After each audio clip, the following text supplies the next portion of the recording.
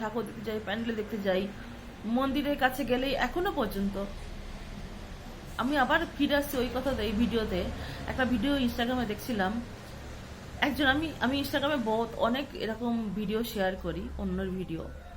তো নিজের ভিডিওতে তো লাইক শেয়ার আসে না, তো অন্যের ভিডিওতে আমার কি বল সাবস্ক্রাইবার আসে। তো একজন পুরো যীশু খ্রিস্টের মতন দেখতে একজন ভদ্রলোক, তো হোস্ট জিজ্ঞেস করছেন যে মেডিটেশন কি। তো উনিও বলছে মেডিটেশন মানে এমন নয় যে তোমাকে কোনো মেডিটেশন মানে মেডিটেশন মানে এটা কি যে জানতে হবে তার কোনো মানে নেই। তুমি কোনো মন্দিরে চলে যাও, কোনো নদীর ধারে চলে যাও, যেখানে তোমার পছন্দ, তুমি চোখ বুঝিয়ে নিজের জন্য ভাবো, নিজে কি করতে যাও ভাবো। একটা সময় দেখবে, ভাবতে ভাবতে তুমি আর কোনো মাথা তোমার কাজ চলছে না, তুমি শুধু বসে আছো, তোমার ভালো লাগছে, আর তোমার মনে হচ্ছে তুমি সবকিছু ঠিক আছে, তোমার সবকিছু ঠিক আছে। এটাই মেডিটেশন। নিজের মধ্যে নিজেকে আত্মবিশ্বাস আনতে হবে যে সবকিছু ঠিক হবে। আমাদের ব্রেন অন্য কিছু বোঝে না, নেগেটিভ পজিটিভ তুমি কি বোঝো নাকি ব্রেন নাকি বোঝে না, কিন্তু আমাদের মনে নেগেটিভটাই বেশি আছে। কারণ যতক্ষণ তোমার পজিটিভ পজিটিভ না হচ্ছে, নেগেটিভই হচ্ছে, যখন তুমি পজিটিভটা ভাববে কোত্থেকে? যখন ছোট থেকে তুমি দেখে আসতো নেগেটিভই হচ্ছে তোমার সাথে সাথে, যখনই কিছু ভাবছো তার উল্টোই হচ্ছে, নেগেটিভ হচ্ছে, তখন কি মানুষের মধ্যে সেই পজিটিভ ভাবটা কি আসে আদৌ যে আমি পজিটিভ ভাববো? তবু নাকি ভাবতে হবে। ব্রেন বোঝে না কোনটা নেগেটিভ কোনটা পজিটিভ। তুমি যা ভাববে সেটাই হবে। তুমি যদি ভাবো তুমি সুন্দর, তুমি সুন্দর, তুমি নাম্বার ওয়ান, তুমি নাম্বার ওয়ান, এরকম করে নাকি বলতে হবে। আমি ভালো, আমি সুন্দর, আমি সুস্বাস্থ্যবতী, আমার কোনো রোগ জ্বালা নেই, আমার কাছে অনেক পয়সা আছে, আমি কৃতজ্ঞ ভগবানের কাছে। ঠিক আছে, প্রেয়ার করো। এরকম করে প্রেয়ার করলে নাকি সত্যি নাকি ভালো হয়। আমাকেও করতে হবে অ্যাকচুয়ালি। তো সেরকম, তো আমাকে স্কুল থেকে বলা হলো যে ছাড়তে হবে। আমি যেমন হলো স্কুলে আমি 15খানা 20খানা স্কুলে চাকরির জন্য অ্যাপ্লাই করি, পাই না।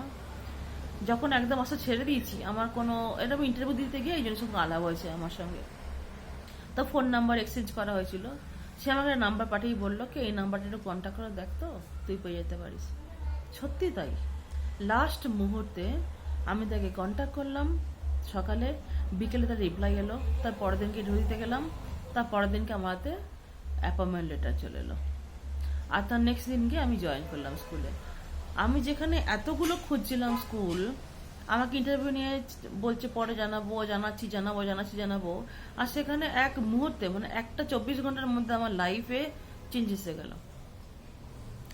কিন্তু সেই চেঞ্জ বেশি দিন টিকলো না, 2 মাসও হলো না, স্কুল আমাকে বলছে আমাকে চাকরি ছাড়তে হবে। কেননা এক্সেস টিচার হয়ে গেছে, ওরা ক্লাস মার্চ করবে, সেকশন কম হবে, তো 4জন টিচারকে ছাড়তে হবে। তো আমি আগেই বলেছি এটা সাউথ ইন্ডিয়া, এখানকার লোকাল ল্যাঙ্গুয়েজ যারা বলতে পারে তাদেরকে ছাড়ায় না। আমিও কানাডা বলতে পারি, যদিও আমি আগেই যখন বললাম ব্যাঙ্গালোর, অনেক বুঝতেই পেরেছি আমি ব্যাঙ্গালোরে থাকি, কর্ণাটকে থাকি। আমি কাউকে দোষ দিচ্ছি না, কিন্তু এখানে দেখলাম এরা নিজেদের লোককে প্রচণ্ড প্রেফার করে। তো অবভিয়াসলি আমি বেঙ্গল থেকে এসেছি, তা আমার পাতাটা কেটে গেল। প্রিন্সিপাল যখন ডেকে আমাকে বললেন তোমাকে ছাড়তে হবে, বিশেষ করে আমার খুব খারাপ লাগছিল জিনিসটা। কিন্তু একটা টিচারের যে সম্মানটা থাকা উচিত সে সম্মান নেই, আমাদের ইন্ডিয়াতে নেই। বাকি দেশে টিচারদের সম্মান খুব খুব খুব বেশি, নাকি স্যালারিও বেশি। আমরা কাজ করি টাকার জন্য, তো টাকা না হলে খেতে পারবো না, এই জন্যই শিক্ষাকে আমরা বেচছি ঠিকই বলি, কিন্তু এতে কোনো উপায় তো নেই। আমাদের তো খেতে হবে, যে কোনো কাজ করলে তো আমি যে কাজ করছি তার জন্য টাকা পাচ্ছি, আমাকে তো ফ্রি থেকে মুখ দেখে দিচ্ছে না, সেটাও কথা। যাই হোক, আমি তাদের সঙ্গে তর্ক করলাম না, আমি চলে এলাম। কিন্তু কথা হচ্ছে এই স্কুলে জয়েন করার আগে কিছুদিন না পড়াই, কিছুদিন আগে আমার কাছে একটা কল আসে অন্য স্কুল থেকে, প্রাইমারি স্কুল থেকে। আমি তখন মনে ছিল ম্যাডাম আমি তো অন্য স্কুলে জয়েন করে নিয়েছি। তো উনি জানি না, মানে এটা ভগবানেরই কিছু হবে হয়তো, উনি বলেছিলেন যে যদি কেউ থাকে আমার নাম্বার সেভ করে রাখো, যদি কেউ থাকে আমাকে বলো। আমি ভাবলাম দূর কি সেভ করে রাখবো ফোন নাম্বারটা, আমি তো চাকরি পেয়ে গেছি। তবু মনে হলো কি না সেভ করে রাখি, সেভ করে রাখলাম। অ্যান্ড সেই সেভ করে নাম্বারটা আমার আজকে কাজে এলো। আমি তাকে ফোন করলাম, তিনি এখনও টিচার খুঁজছেন, হয়তো আমার জন্য সেটা রাখা ছিল সেই জায়গাটা। আমি গেলাম, আমি ইন্টারভিউ দিলাম, এগেন আমি সিলেক্ট হয়ে গেলাম। তো কথা বলার মানে এটাই হচ্ছে, যোগ্যতা, তোমার মধ্যে যোগ্যতা আছে সেটা কখনো বিফল যায় না। হ্যাঁ, একটু কষ্ট হয়। যেদিনকে আমাকে স্কুল থেকে বললো, প্রিভিয়াস স্কুল থেকে যে তোমাকে ছাড়তে হবে, আমি বাড়ি এসে প্রচণ্ড রেগে গেছিলাম। আমি আমার মা তারাকে প্রচণ্ড রেগে গিয়ে বললাম, তোমার মুখ দেখবো না আমি আজকে সারাদিন। সন্ধে দিলাম, ধূপ দিলাম, কিন্তু মুখ দেখিনি। কিন্তু সেই কিন্তু পথ খুলে দিল আবার। পরের দিনকে গেলাম, আমার প্রবলেম সলভ হয়ে গেল। আমি আবার মা তারাকে এসে বললাম, ধন্যবাদ, তুমি আমাকে আবার একটা পথ দেখিয়ে দিয়েছো।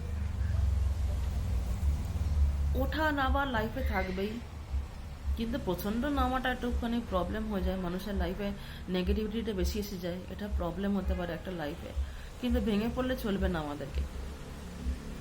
আমি এতখানি যে ভিডিও বানাচ্ছি, মানে আধা ঘন্টার বেশি ভিডিও বানাচ্ছি, তাতে এটাই বলতে চাইছিলাম যে নিজেকে নিজে শোনো, নিজেকে বিশ্বাস করো।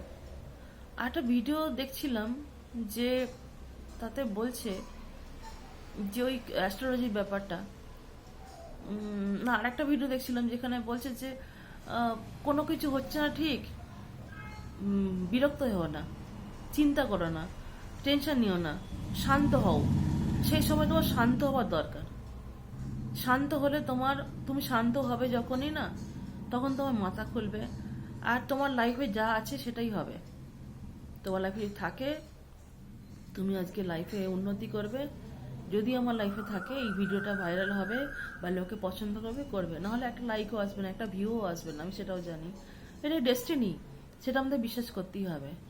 কিন্তু তা বলে হাত গুটি থাকলে চলবে না, চেষ্টা তো আমাদের করতে হবে। এই ভিডিওটাতে বলছে যে তুমি তোমার কাজ করে অপেক্ষা করো। গীতায় আছে যেমন, কর্ম কিয়ে যা ফল কি চিন্তা মত কর।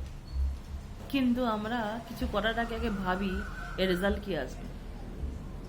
এটা আমাদের সকলেরই মানসিক একটা ধর্ম, মানে একটা মানসিক পবিত্রী, যেটা আমরা আগে ভেবে নিই, যেটা আমরা চাইলেও সেটাকে করতে পারি না।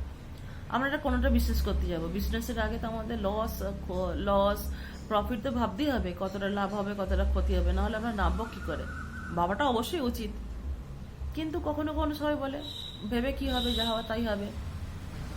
আমি যদি এখন ভাবি আমার খিদে পেয়েছে, আমি রান্না করবো না, কিন্তু আমাকে খেতে দেবে, হয়তো দেবে। এরকম হয়েছে কখনো কখনো আমার সাথে। আমার সাউথ ইন্ডিয়ান খাবার তখন বানাতে শিখেছি, খেতেও ভালো লাগে কিছু কিছু জিনিস। আমার প্রাইভেট টিউশনের বাচ্চা আসে পড়তে, আমার বিল্ডিংয়ে থাকে। একদিন মনে হলো কি, আজ রবিবার, আজ যদি পাড্ডু বানায়, যদি দেয় তো ভালো হয়, আবার রান্না করতে ইচ্ছে করছে না। বিশ্বাস করবে না, সত্যি 5 মিনিটের মধ্যে আমার ডোর নক করে গরম গরম পাড্ডু আমাকে চাটনির সঙ্গে দিয়ে গেল থালা ভরে। আমি ভগবানকে বললাম কি, মানে সত্যি তাই, মানে প্রচন্ড নিজের মন থেকে যদি তুমি কিছু ভাবো না, সেটা সত্যি হবেই নাকি। এটাও নাকি একটা অটুট সত্যি, 100% ট্রু। আমি নিজে এ করে দেখেছি, কিন্তু সেটা প্রচন্ড মন থেকে হতে হবে। যেমন তুমি নিজেকে ভালোবাসো মন থেকে, তেমনি সমস্ত কিছু মন থেকে যদি চাও, সবই নাকি ভালো হয়।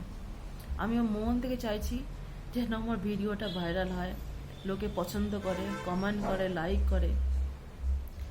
আমি এটাই বলতে চাইলাম যে বিশ্বাসী মেলায় বস্তু তর্কে বহুদূর। ভিডিও ভালো লাগলে অবশ্যই লাইক করবেন, শেয়ার করবেন, সাবস্ক্রাইব করবেন। যদি ভিডিও চলে আমি আরও ভিডিও নিয়ে আসবো। নমস্কার, সবাই ভালো থাকবেন, কেমন, আবার দেখা হবে।